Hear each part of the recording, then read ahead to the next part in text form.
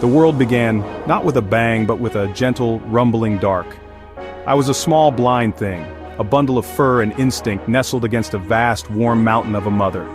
My existence was simple: her scent, her milk, the soft bodies of my siblings. The den was our universe, a hollow in the earth, insulated by snow. Outside the wind howled, but inside my mother's slow breaths were our rhythm. We knew nothing of her sacrifice, only the comfort of her warmth. Sometimes a pale blue light hinted at the world beyond, but my senses were just awakening.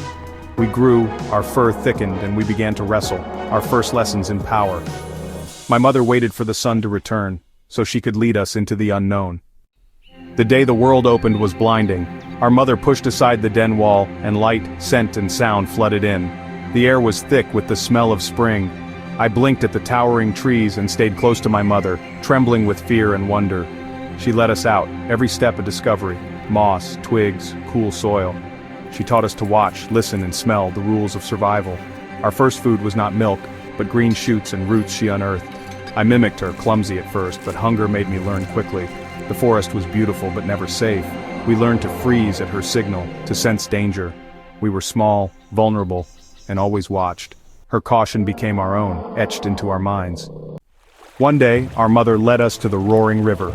She waded in, grunted for us to follow, and we plunged into the cold water. This was our new classroom: how to fish. She showed us patience, then snatched a fish with impossible speed. We fought over the prize, tasting wild energy for the first time. Learning to fish was hard. I failed, but slowly learned to strike with precision. Then, a musky scent drifted in. My mother's fur bristled.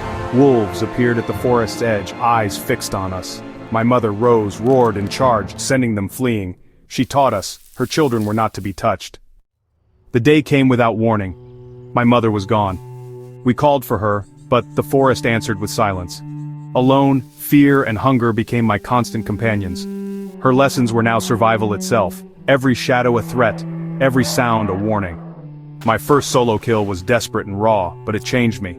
I tasted victory, and for the first time, I was the hunter. Confidence grew. I learned to read the forest's signs. I was no longer a lost cub, but a young bear, carving out my own life.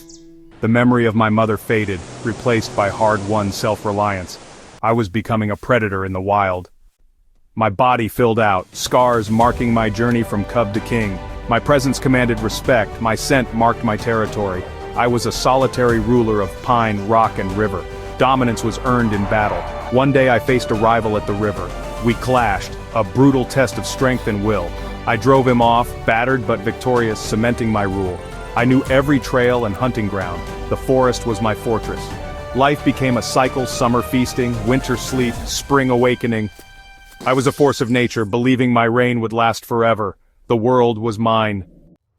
The change was subtle: a dull ache, slower reflexes, harder hunts. A young bear appeared, testing the edges of my territory. I chased him off, but he always returned, sensing my waning power. The inevitable fight came. I met him with all my strength, but each blow jarred deeper, my stamina fading. I drove him away once more, but the victory was hollow. The forest was no longer just mine. Respect was tinged with challenge. I avoided fights, foraged more, hunted less. The fire of youth was gone, replaced by weary caution.